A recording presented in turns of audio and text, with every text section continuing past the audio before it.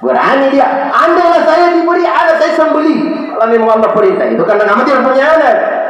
Akhirnya diberi anak.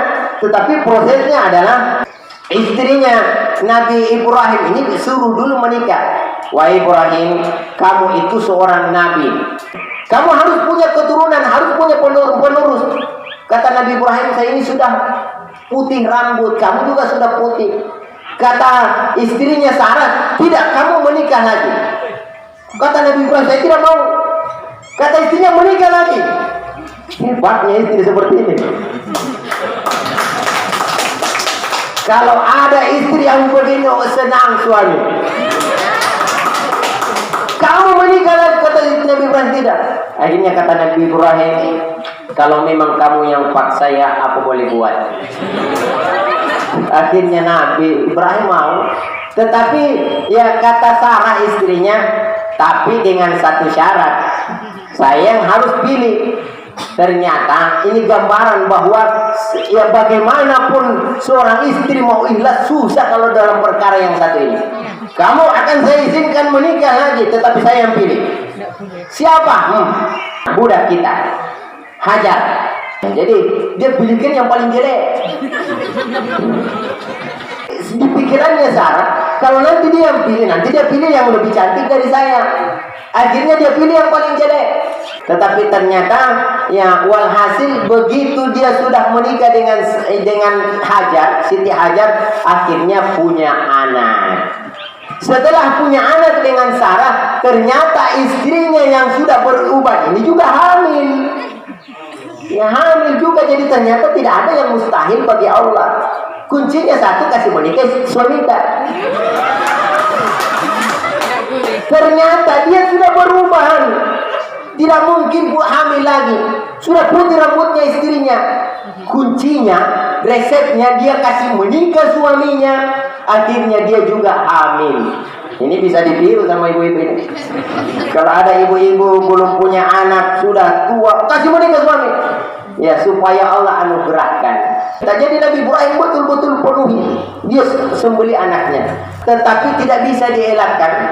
Nabi Ibrahim itu tetap sembeli dengan keikhlasan. Tetapi sebagai seorang ayah, ya dia pasti tidak rela melihat anaknya menderita kesakitan ketika disembeli. Akhirnya tak kala dia mau sembeli anaknya, maka dia pejamkan, tolehkan wajahnya ke arah yang lain. Kemudian dia sembeli anaknya.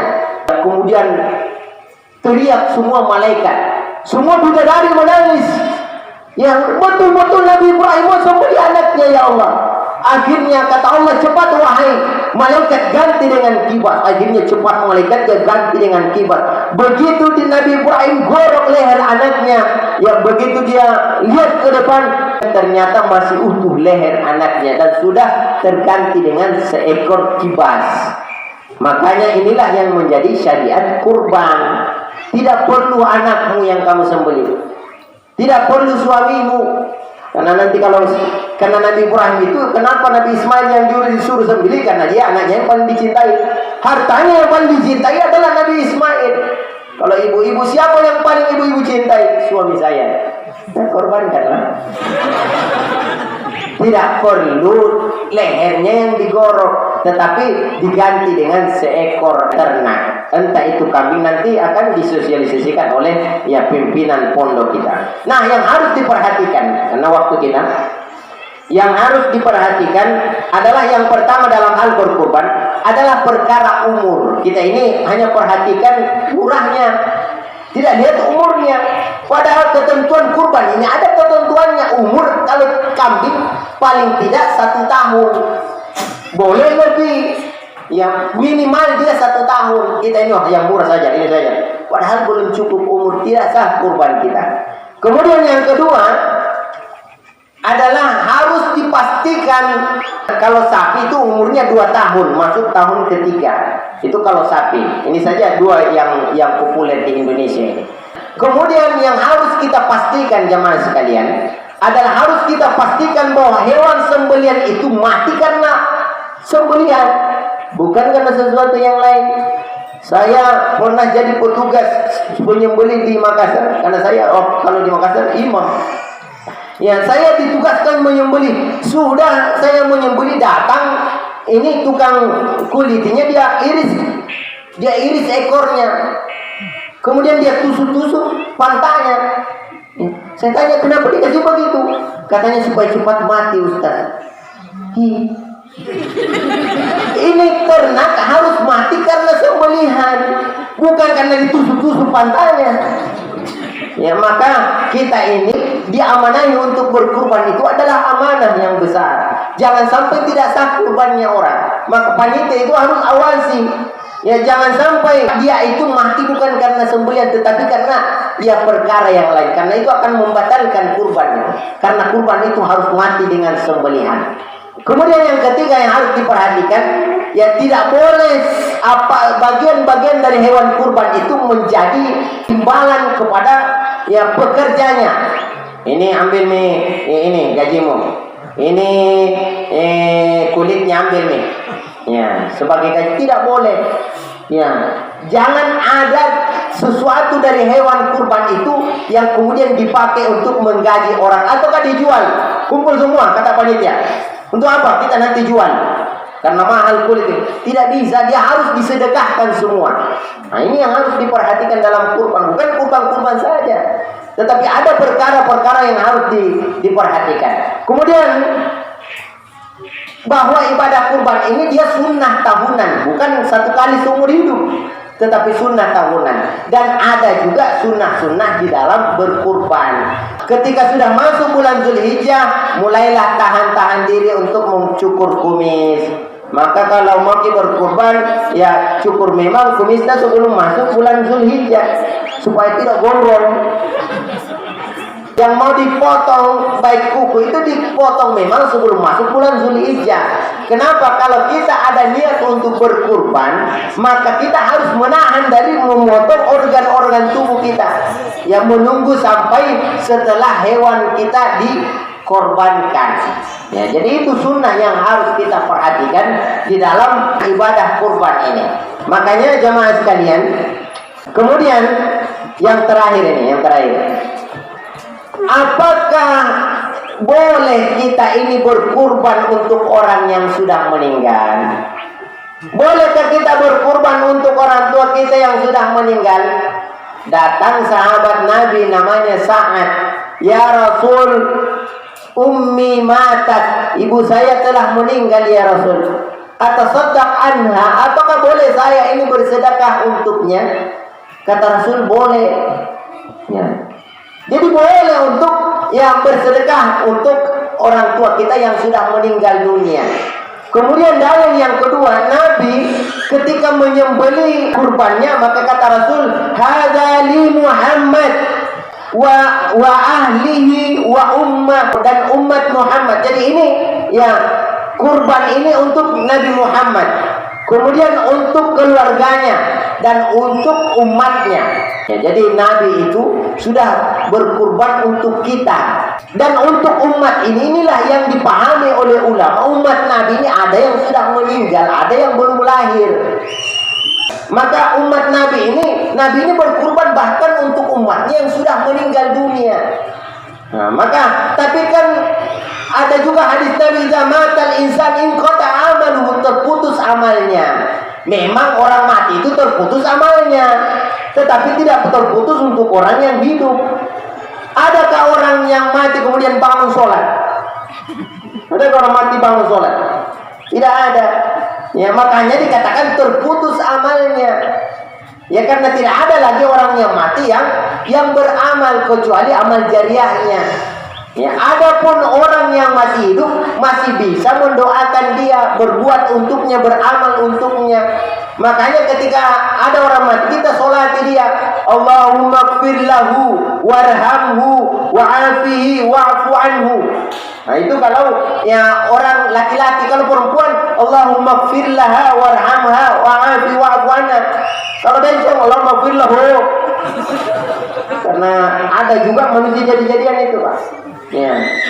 Ya, ada bencong pernah bertanya, Ustaz, kalau laki-laki mati almarhum, kalau perempuan almarhum, kalau kita?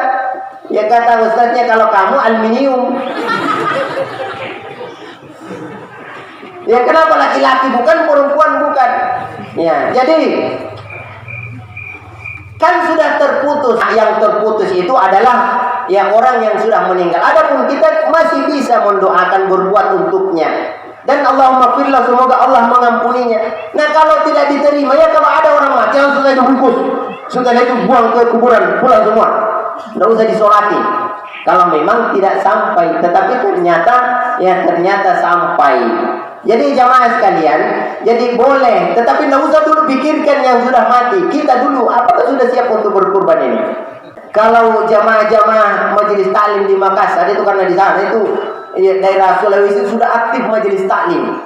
Makanya dari setelah bulan Zulhijjah, setelah hari kurban itu mereka sudah arisan, tapi arisan kurban. Kita arisan lain, ya Tupperware, arisan kipas angin, kulkas. Itu majelis taklim yang kata arisannya arisan kurban, arisan umrah. Makanya ternyata 12 bulan dalam 1 tahun, berarti berapa yang harus kita masukkan dalam setiap bulan supaya cukup untuk membeli hewan kurban. Ya kenapa? Saking kita ini harus berkurban. Kenapa? Untuk mematikan sifat hewan yang ada di dalam diri kita. Wajar anak kita kalau diajar susah paham, ya berperilaku seperti binatang. Kenapa? Karena kita tidak mematikan, sebagai orang tuanya tidak mematikan sifat hewan yang ada di dalam dirinya. Maka jangan salahkan. Kita ini berbusa-busa mulut, ya Allah jadikan anak saya anak yang soleh. Ya tetapi tidak ada gunanya. Kenapa? Banyak sunnah yang kita tinggalkan. Dan kita bukan orang yang tidak mampu.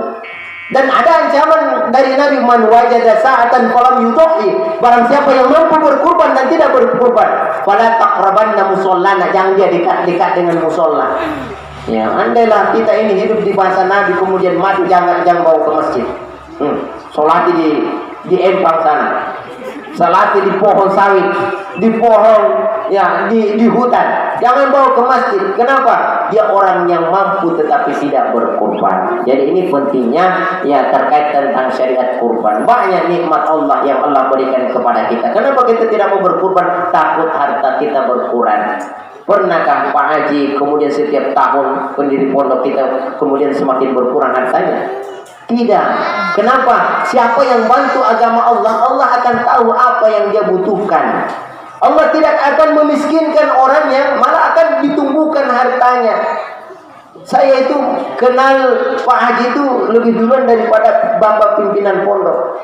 Kalau pimpinan pondok ini kenal beliau itu setelah beliau sukses seperti sekarang. Saya belum, masih biasa-biasa. Belum lama mengundurkan diri dari direktur bank, Bank Papua. Belum lama dari situ. Kemudian baru merintis usaha.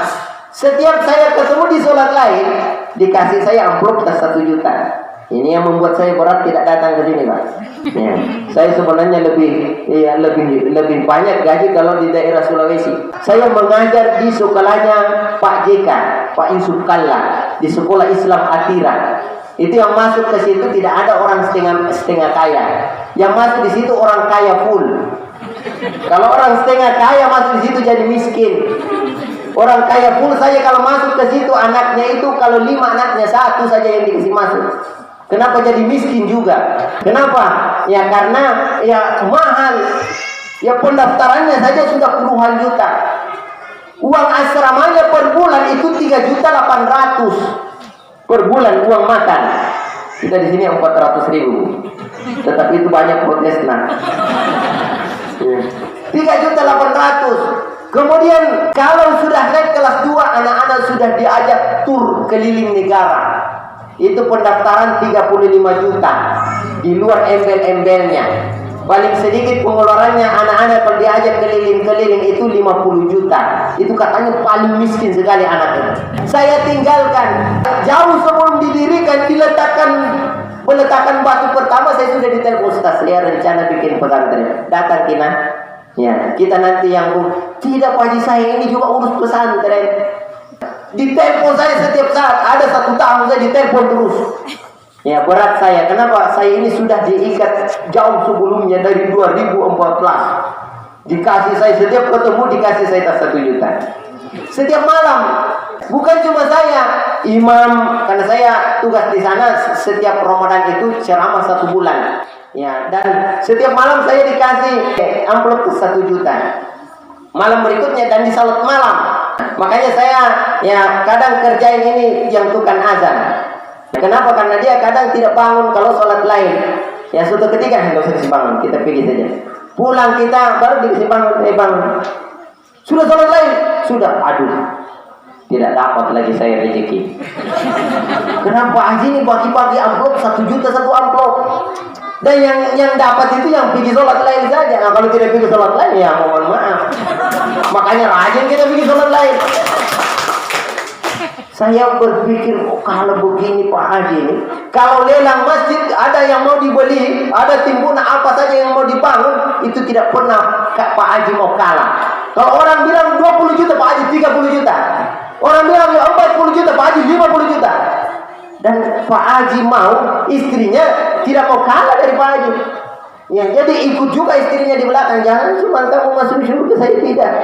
Luar biasa. Kita tunggu-tunggu miskin, tidak miskin-miskin, malah tambah banyak hartanya.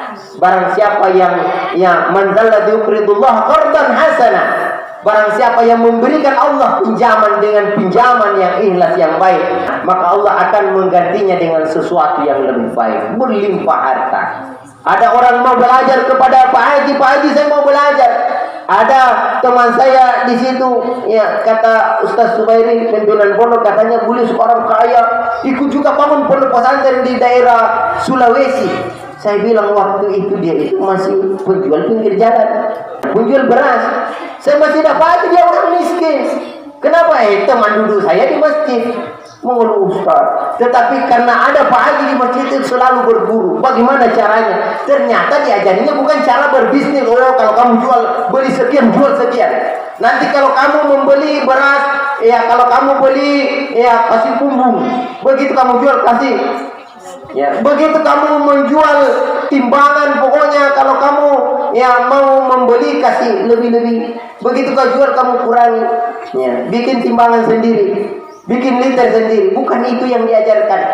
Tetapi Pak Haji ajar murid-muridnya untuk berbisnis, bukan tata cara jual belinya, tetapi sumbang masjid, bantu agama Allah, mari bersedekah, lancarkan sholat duha, sholat malam galakkan. Ternyata sekarang jadi orang kaya raya juga.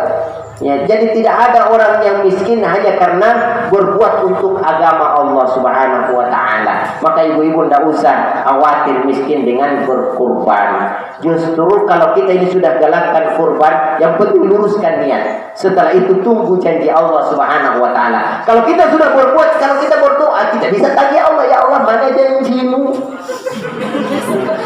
Nanti kan janjimu hanya aku yang tahu. Ya. Jadi untung ya saya ini tidak pernah mendaftar KDI. Jadi itu bercanda ibu. Jadi jamaah sekalian, insya Allah sebentar lagi semoga kita ini Allah berikan rezeki yang banyak oleh Allah sehingga kita bisa berpartisipasi dalam ibadah kurban, dan insya Allah nanti akan disosialisasikan oleh panitia bagaimana tata caranya berpartisipasi dalam ibadah kurban di Pondok Pesantren Modern Darul Madinah Wonosari. Wabillahi taufiq wassalamu. Wassalamualaikum warahmatullahi wabarakatuh. Waalaikumsalam warahmatullahi wabarakatuh. Terima kasih Bapak Ibu sekalian, kita hapus dulu materi kita pada kesempatan ini. Alhamdulillah Bapak Ibu sekalian, kami ucapkan syukur katsiran, terima kasih banyak ala ihtimabikum jami'an atas perhatian para peserta kajian rutin bulanan, para wali santri dan para ketua komite. Kami sampaikan Bapak Ibu sekalian bahwa pengajian rutin kita ini Bapak Ibu sekalian akan tetap istiqamah, itu akan terjadwal secara periodik tiap tiap bulan, entah penanggalannya kapan. Maka Bapak Ibu sekalian, saya ucapkan jika terdapat khilaf salah dalam penjamuan dan dalam penerimaan kami selaku sahibul bait tuan rumah di Pondok Pesantren Modern Darul Madinah, dan insya Allah pemateri kajian itu akan berganti setiap bulan. kita masih mempunyai banyak stok mubalik dan ustaz-ustaz Bapak Ibu sekalian. Kita ingin memberikan yang terbaik. Pasca pulang Bapak Ibu dari pondok pesantren sudah ada bayangan dan motivasi untuk senantiasa beramal dan beribadah sehingga membentuk keluarga yang sakinah mawaddah warahmah. Bapak Ibu sekalian, seyogianya pada kesempatan yang berbahagia ini kami akan buka sesi tanya jawab. Insya Allah pengajian berikut akan ada tanya jawab. Karena berhubung waktu Bapak Ibu sekalian sekarang sudah masuk umur, tapi satu hal yang sangat menarik sekali dari paparan Ustaz Irsan tadi, bahwa ternyata Ismail itu Bapak Ibu sekalian anak yang saleh, berasal dari hasil poligami Bapak Ibu sekalian. Betul tidak Bapak Ibu sekalian? Ismail hasil poligami. Apa buktinya? Karena Sarah sudah tidak bisa mempunyai keturunan waktu itu. Disuruh menikah sama Sarah, menikahlah dengan budak namanya Hajar. Hajar inilah yang melahirkan Ismail anak soleh. Ternyata Bapak Ibu sekalian, teori yang mengatakan bahwa poligami itu bukan perspektif Islam itu salah. Itu banyak sekarang muncul itu Bapak Ibu paham-paham terkait dengan emansipasi persamaan derajat. Laki-laki dan perempuan katanya sama.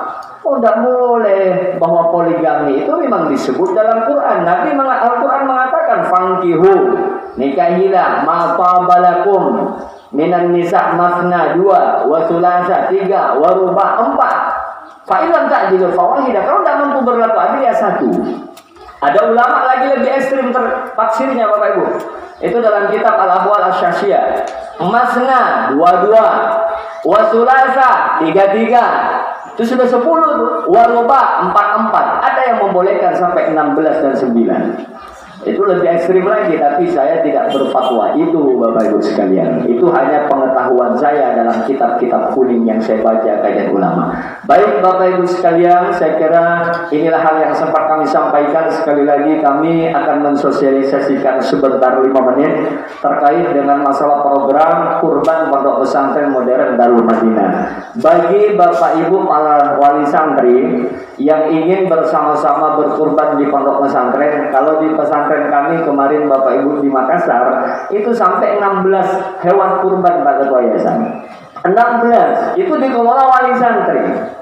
Ya, ayah anda pendiri datang. Kenapa bisa sampai 16 hewan kurbannya Ustaz? Ya, saya kemarin bawa santri dari Jayapura 19 orang di bandara itu waktu kami kelola pesantren di Makassar. Setiap orang 2 orang mereka memang mau berkurban orang tuanya.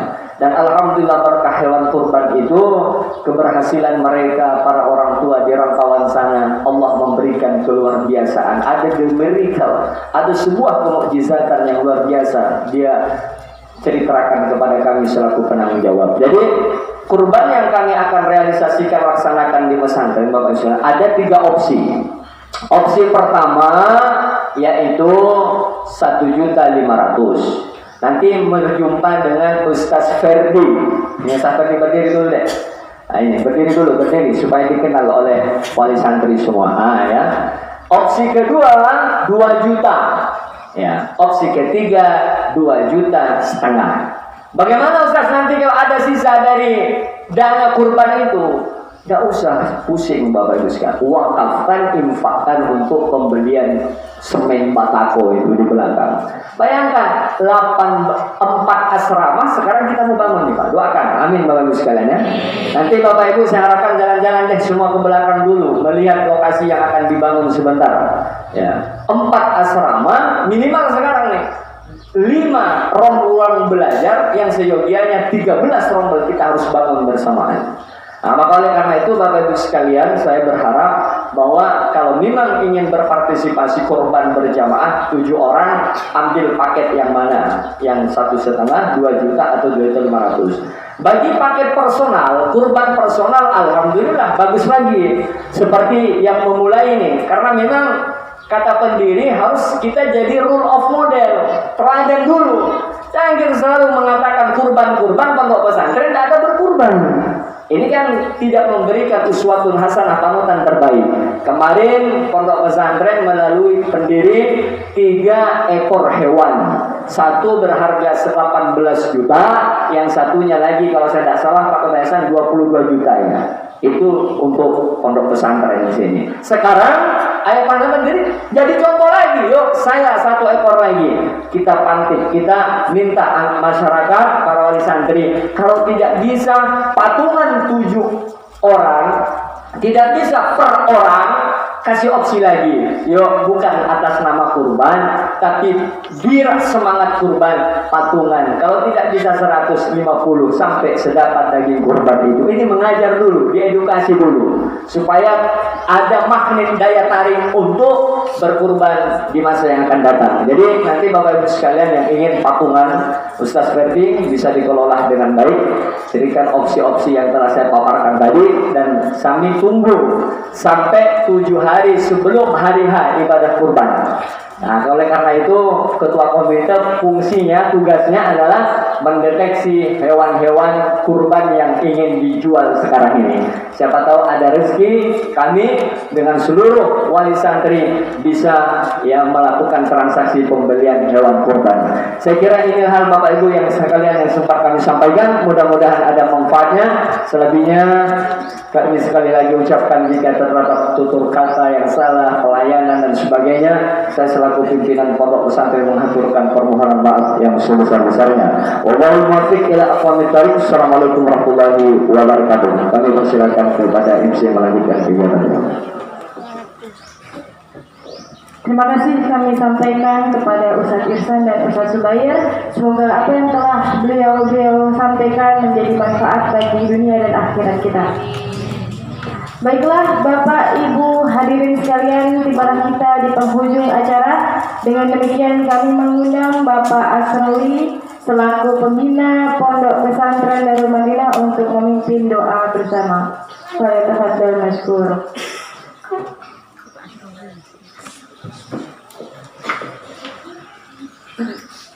Assalamualaikum warahmatullahi wabarakatuh. Mari kita tata hati kita, bermunajat kepada Allah Subhanahu wa taala. Semoga Darul Madinah, Pondok Pesantren Darul Madinah modern Wonosari senantiasa mendapatkan ridho dari Allah Subhanahu wa taala dan nantinya menjadi sentral perkembangan Islam khususnya di Wonosari. Amin Allahumma amin. A'udzu billahi minasyaitonir rajim. Bismillahirrahmanirrahim. Allahumma shalli wa sallim wa barik ala sayyidina Muhammad wa ala ali Muhammad sallim radhiyallahu ta'ala an kulli jamasati sayyidatina Rasulillah walhamdulillahi rabbil alamin. Allahumma anna syakirin hamdan na'imin hamdan yuafi wa ni'amahu kafi mazidah. Ya Rabbana lakal hamdu kama yanbaghi li jalali wajhikal karim. Allahumma shalli wa sallim wa barik ala sayyidina wa maulana Muhammadin salatan yatma'innu biha qulubana wa taqdi biha hawaijina wa tarfa'u biha darajatina wa tahdi biha qaumina wa tuhlisu biha qulubana wa tulhibuni bi'alumma laduni wa tukrimuna biha bisyahadatina wal karamatina ma'aduriyatina wa tuksiru biha amwalina wa ashabina wa talamidina wa adbaina wa adyafina wa tarizukna Allahumma tamama nikmatika wa tamama rahmatika wa tamama ridwanika wa salli wa sallim wa barik alaihi wa ala alihi wa sahbihi adada ma khalaqta wa razaqta wa amatta wa ahyata ila yawma tusarrif fil laili wa alhamdulillahi rabbil alamin. Rabbana atina fid dunya hasanah fil akhirati hasanah wa qina adzabannar. Subhanaka rabbika rabbil izzati amma yasifun wa salamun alal mursalin walhamdulillahi rabbil alamin. Al-Fatihah. Assalamualaikum warahmatullahi wabarakatuh.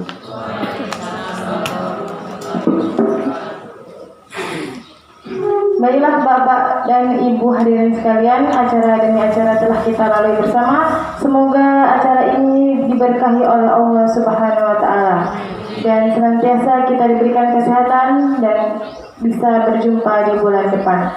Saya selaku pembawa acara, jika ada tutur kata yang salah, saya mohon maaf yang sebesar-besarnya. Wabillahi taufiq wal hidayah. Wassalamualaikum warahmatullahi wabarakatuh.